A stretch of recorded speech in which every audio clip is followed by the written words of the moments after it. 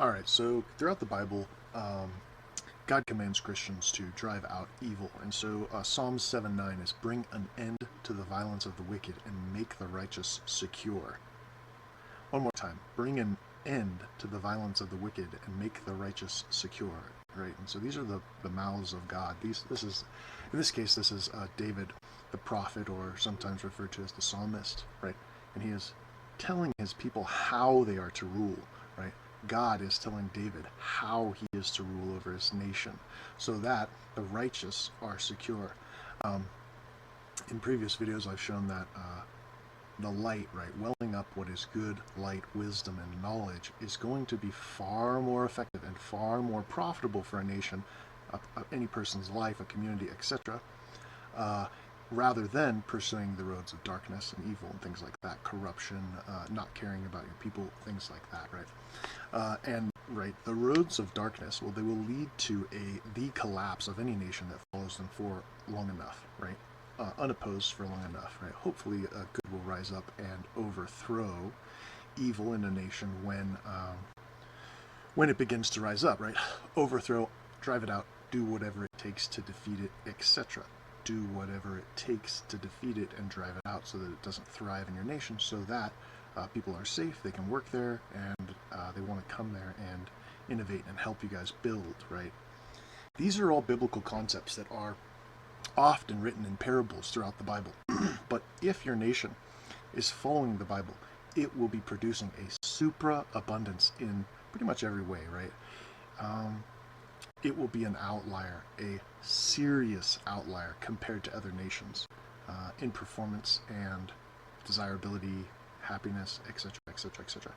If you are doing what the Bible instructs. Uh, Jesus in Matthew 12:30 says, "All who are not with me are against me." Right? All who are building and constructing the light, the good kingdom of heaven on the earth, are with God. Those who are not, right, uh, are tearing down. And so this is going to be important because it lays the foundation for people who do not follow the Bible and they want to rule. Right? The Bible commands people of the faith, people who are following God, to rule, right, so that good thrives and abounds in their nation, right? And so if a nation is collapsing or suffering in any way, it is because the people there or the rulers there are not following or interpreting the covenant accurately. They've either been led astray into something easier, right? Do not resist evil, let evil win. That doesn't sound godly. That's because it's not, right? That is opposite to God, right? And so the welling up of light, wisdom, and knowledge so that you are able to rule and abound is part of any Christian's covenant. A Christian covenant, in the fourth commandment, it is thou shalt work 6 days a week.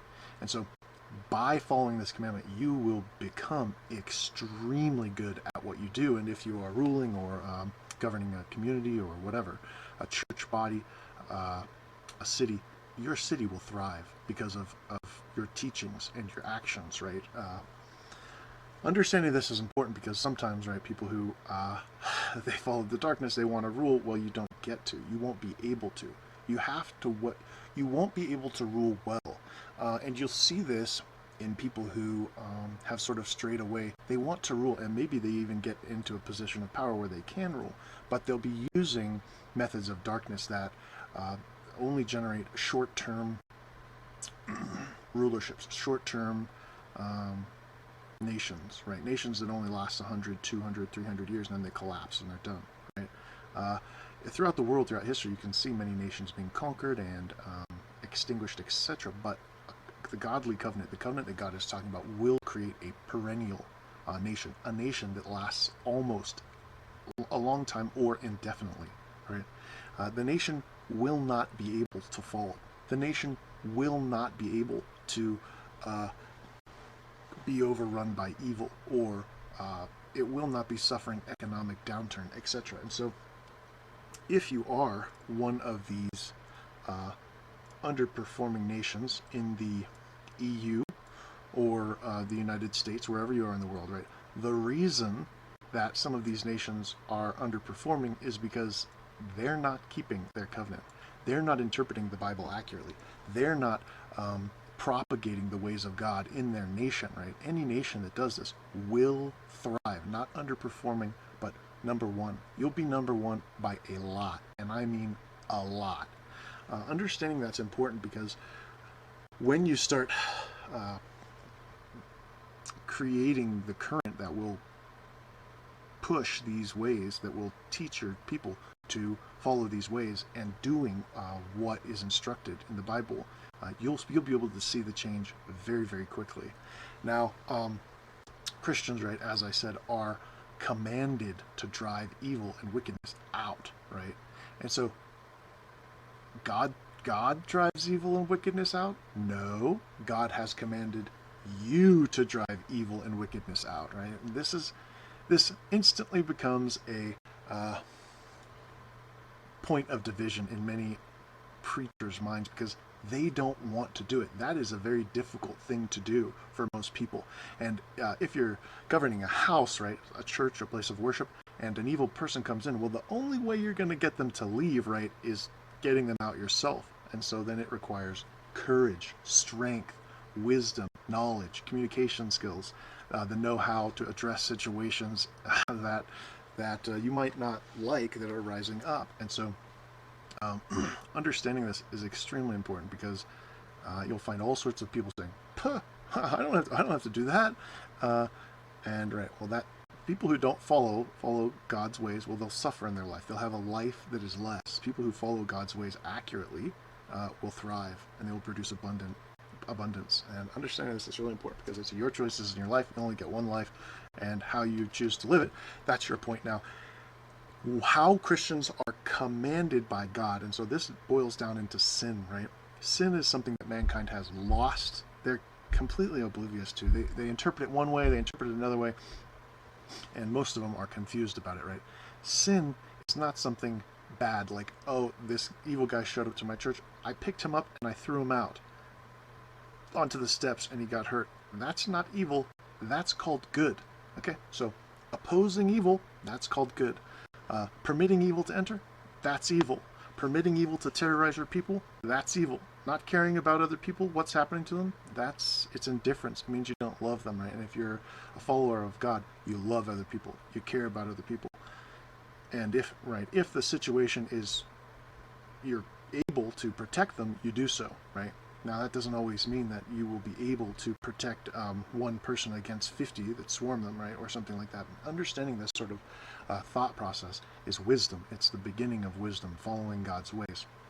And so, understanding that when Christians are driving evil out, they're throwing people out of churches, they're saying, no, you can't come here if you're going to practice those non-good ways that are not good for the nation, right? LGBTQ, crime, corruption, right? These are not going to help a nation be strong and thrive.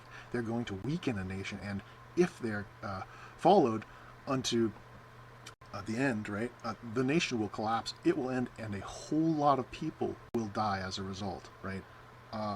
Evil is not leading to a good place. Evil is leading to a whole lot of people dying. Every time, 100%, that's what it wants to do, right? So understanding why God is so adamant about letting people who are not perfect, right? You're not commanded to be perfect, right?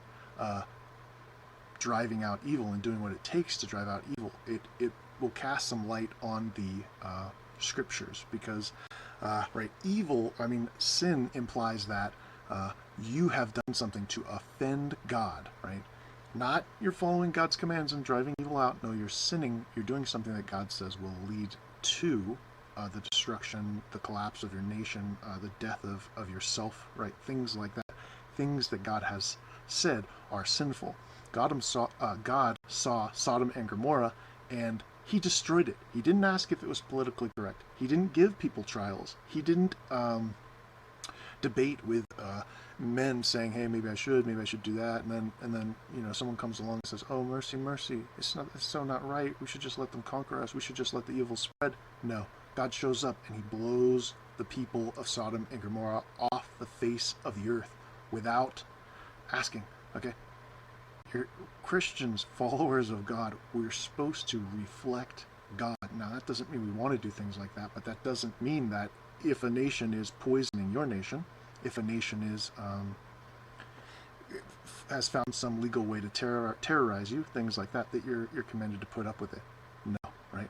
That's not how God designed us. God gave us eyes. He gave us minds, right? He made us strong, right? But then if you buy into these weak, foolish theologies, well, you will be destroyed. If you buy the lies of the devil that are better than true, right? You don't have to resist evil. The world's a perfect place.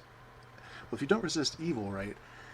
At 1% of the population, that's no big deal. But at 70% of the population, right? When that, whatever theology spreads, your nation will fall. You will be conquered. And a whole lot of people, right, will die. That's where evil leads. Okay. So when Joshua is opposing evil in the book of Joshua, this is what it reads, okay? Listen carefully. You are to set an ambush behind the city. Don't go very far from it. All of you are to be on alert, and I and all those with me will advance upon the city. And when the men come out against us as they did before, we will flee from them. They will pursue us until we have lured them away from the city, for they will say, they are running away from us as they did before. So when we flee from them, you are to rise up from the ambush and take the city. The Lord God will give it into your hand. Okay? When you take the city, set it on fire. All right? And at this point, God has already commanded that they leave nothing breathing, nothing that breathes in the city alive. Does that sound like neo-Christianity? No, it's actual, right? It's reality, right? The devil wants you to believe something that's better than true. God is not better than true. He's real, right? He's as real as it gets. He made how it works, and he's commanding you to follow it, right? Not implement fictional fantasy theologies and so much mercy that your nation collapses. That's cowardice, right? And so understanding that when we're analyzing this verse, when you look at it, right, they're not fighting fair. These men are leading the warriors away from the city and then attacking the city, right? Why? Because these people are spreading, right? And the evil is spreading throughout the land. And if you let evil spread in your land, a whole lot more people than the people living in that evil place are going to die than the people in that city, right? If God hadn't had done what it took to destroy Sodom and Gomorrah, that evil would have spread, right? So understanding that is what evil does, that is the nature of evil, understanding that Christians, you're supposed to be 100% against that and doing what it takes, right? Do what it takes to bring an end to the violence of the wicked so that the righteous are secure in your nation. That will create a place where righteous people thrive. Righteous people, they're extremely profitable. They're extremely good. They're people you like around you. You can trust them, right? They're on the same team, same side, right? They're not battling against each other like fools so that you're easily destroyed. And so understanding these sort of theologies, and that if God's commanding it, it's not sinful, okay? Sin implies that it is offensive to God. Now, if someone did this to a city of innocent people who are good, right? They're working hard, their crime is low, they're worshiping God, they're good people, and someone comes in and attacks them, that's evil, right? That is extremely offensive to God. And so when you're looking at what's going on in the UK, you can imagine it's not going to work out very well for them. And who's responsible for this? Well, it's us, right? Us. But if you try and sell that, you say, hey, do you all want to go become police officers? We're going to purge the land of evil. You're not going to make any money. People are going to hate you. They're going to say, oh, that's evil. I don't want to do that.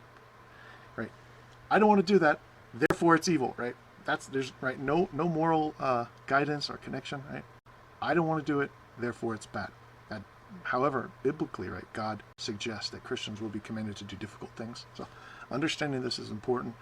Don't get lost and trapped by God unto the point that you're weakened. Right? God is not trying to weaken you. He's trying to make you very, very strong, very, very powerful, and very, very good, so that good flows forth, right? It's overflowing in your nation and flowing out into the world, so that the nations look at your nation thriving and say, that's the nation of God. That's the kingdom of heaven on earth.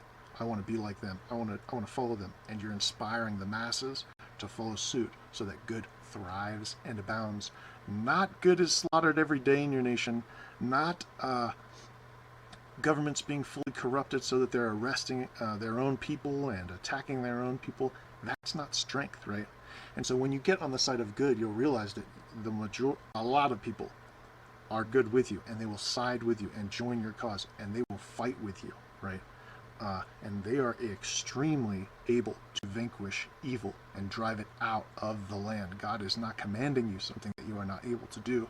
God has empowered you. He has strengthened you so that you are able to do these things, as long as you don't buy false fantasy theologies that say you don't have to fight.